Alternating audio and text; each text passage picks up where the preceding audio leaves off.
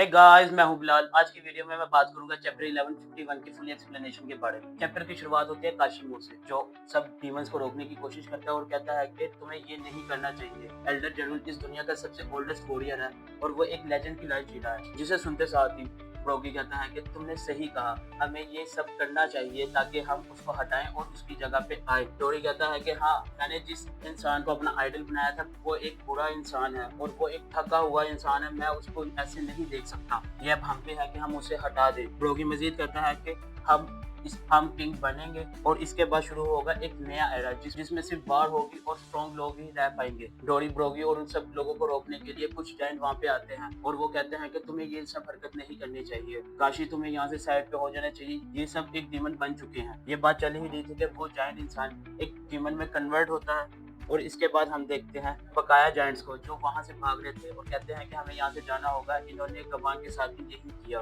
Next panel में हम देखते हैं क्लिंगम को और क्लिंगम ये आवाज देता है कि मेरे मॉन्स्टर दोबारा जाग गए, तुम्हारे लिए मौत नहीं बनी। और ये सुनते साथ ही जितने भी उसके मॉन्स्टर थे वो दोबारा जाग जाते हैं। इसके बाद हम देखते हैं जायंट्स पेरेंट्स को जो अपने बच्चों की तरफ भागते हैं और कहते हैं कि हमारे बच्चे ठीक हैं, हमें इनको बचाना होगा। रिपली वहाँ पे आवाज देती है कि कोलन तुम वहीं पे रहो, मैं तुम्हें आ रही हूँ बचाने के लिए। उन बच्चों के ख्वाब से वो मॉन्स्टर्स मजीद बनते जा ही रहे थे और अगले पैनल में हम देखते हैं क्लिंगम की हाइब्रिड फॉर्म। ये फॉर्म बिल्कुल न्यूज़ जीरो के बराबर की थी। क्लिंगम कहता है कि मेरे मॉन्स्टर्स जितना हो सके तबाही मचाओ, तुम्हारे दिल में जितनी भी भड़ास है वो निकाल दो। एल्बफ, ये सब तुमने ही किया है, अगर तुम ऐसा ना हमारे साथ करते तो हम भी तुम्हारे साथ कुछ गलत ना करते। नामी वहाँ बैठी कहती है कि ये सब मैं देख रही हूँ या यहाँ पे सच्ची में कुछ गलत हो रहा है। जिम्बे कहता है कि चीजें हमारे हाथों से निकलती हुई दिखाई दे रही हैं। चोपर चीखते हुए कहता है कि मास्टर डोरी और ब्रोगी, ये तुम्हारा घर है, तुम ऐसा यहाँ पे नहीं कर सकते, अपनी आंखें खोलो। तुम सब ये कैसे कर सकते हो जिसमें कोई प्राइड ही ना हो। दूसरी तरफ हम देखते हैं जायंट पेरेंट्स को जो अपने बच्चों को बचाना तो चाह रहे थे, लेकिन उन्हें पता था कि सोल भी इस हरकत में जख्मी हो गया और वो कहते हैं कि ये बच्चे गार्ड हैं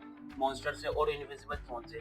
एक मम्मी पेरेंट वहाँ पे आती है और अपने बच्चे को आवाज देके कहती है कि मैं तुम्हें बचा के रहूंगी, चाहे इसमें मेरी जान ही क्यों है चली जाए। सोमर्स एमूसमा को कहता है कि हमें ये चीजें कहाँ तक लेके जानी होगी। क्लिंगम मजीद ऐड करते हुए कहता है कि हमारी वोट पहुंच चुकी है, जिसको सुनते साथ ही एमू कहती है कि ये सब मॉन्स्टर्स तुम्हारे उस मैजिक की वजह से बने, इन्हें ये सब तबाही करने दो तब तक जब तक एल्बफ की स्पिरिट नहीं टूटती। अगर हार्डन उस क्रिटिकल मोमेंट में ये सब ब्लंडर ना करता तो आज एल्बफ मेरी अंडर होता, मेरी टेरिटरी में आ जाता। दूसरी तरफ हम देखते हैं चोपर को जो गबान को बचाने के लिए उसके पीछे छलांग लगाता है और ये सोच रहा था कि ये मैंने क्या कर दिया, लेकिन चोपर अपने आप को काम करते हुए कहता है कि मैं ये कर सकता हूँ और इतने में ही चोपर मून वॉक यूज करता है और गबान को पकड़ते साथ ही वो अपना गार्ड पॉइंट ऑन करता है और वो नीचे आके गिरता है। दूसरी तरफ हम देखते हैं लोकी, हजरुद्दीन और स्ट्रा हेड्स को। वो चोपर के नीचे गिरने की आवाज सुनते हैं और उनमें से एक कहता है कि कुछ नीचे गिरा। लूफी कहता है कि मैं ये कैसे जानता हूँ कि ये चोपर ही है और इसके साथ कोई इंसान इंजर्ड है।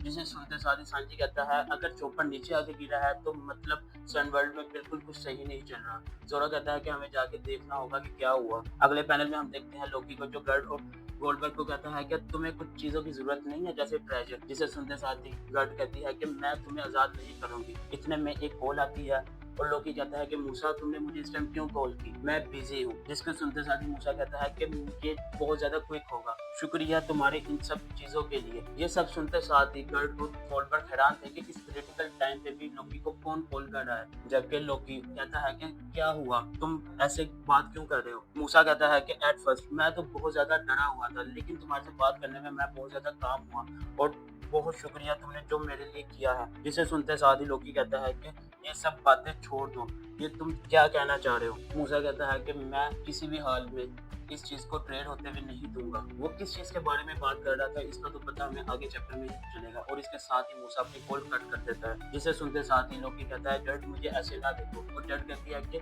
मैं नहीं जानती थी कि डेथ ऑफ रेल में भी तुम्हारा कोई दोस्त होगा। इतने में हजरुद्दीन और उसका क्रू जसान को उठाते हुए आते हैं और आवाज देते हैं कि ये जसान है, ट्रीटमेंट हमें इनका ट्रीटमेंट करना होगा। लूफी कहता है कि ये बुरा इंसान यहाँ पे काफी पॉपुलर है। चोपर तुमने अच्छा किया जो इसे बचा लिया। चोपर अपने इमोशंस को कंट्रोल में ना रखने की वजह से कहता है तुम्हारी ये सब मीठी बातें मेरा कुछ नहीं कर सकती। लूफी को पता चलता है ये बुरा इंसान कोई नहीं बल्कि किंग ऑफ पायरेट का लेफ्ट हैंड था। और ये सुनते साथ लूफी की आंखें तो बाहर ही निकल आई और लूफी कहता है कि इसका मतलब इसने किंग ऑफ पायरेट के अंडर सर्व किया है और रेली के साथ भी काम कर चुका है।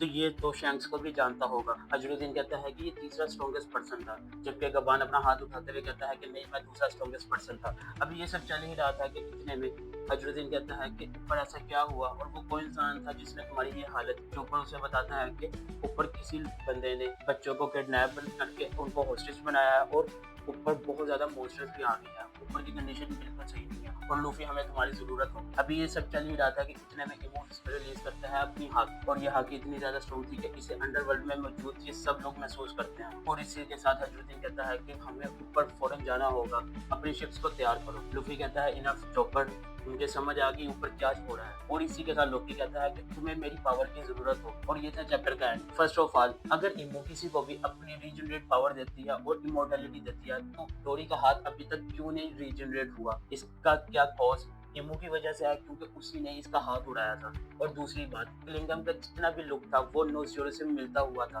तो क्या क्लिंगम नोज़ोरो फैमिली से ताल्लुक रखता है? थर्ड और लास्ट थिंग, क्या ये लोग लोकी को आजाद करने वाले हैं? अगर ऐसा है तो नेक्स्ट चैप्टर में हमें लोकी की पावर देखने का मौका मिलेगा, क्योंकि प्रीवियस चैप्टर में हमने सिर्फ और सिर्फ उसकी रैग्निर की पावर देखी है, उसके डेविल फ्रूट की पावर, और प्लस उसने क्यों हैरल्ड और सब एंशिएंट जायंट्स को मारा। क्योंकि इमो ने क्लियरली मेंशन किया है कि अगर हैरल्ड उस क्रिटिकल आवर में वो ब्लंडर ना करता तो आज एल्बक उसकी अंडर होता। तो क्या हैरल्ड और इमो का कोई गठजोड़ था? अगर ऐसा है तो हैरल्ड और वो सब एंशिएंट जायंट्स भी डीमन में कन्वर्ट हो चुके थे, जिन्हें लोकी ने मार दिया। और ये सब देखने का मौका हमें आने वाले नेक्स्ट चैप्टर में ही मिलेगा। तो ये थी आज की वीडियो। अगर आपको ये थ्योरी थोड़ी सी भी सही लगी तो कमेंट करके जरूर बताएं। वीडियो को लाइक करें, चैनल को सब्सक्राइब करें, और मिलते हैं हम अगली video. Thank you for watching.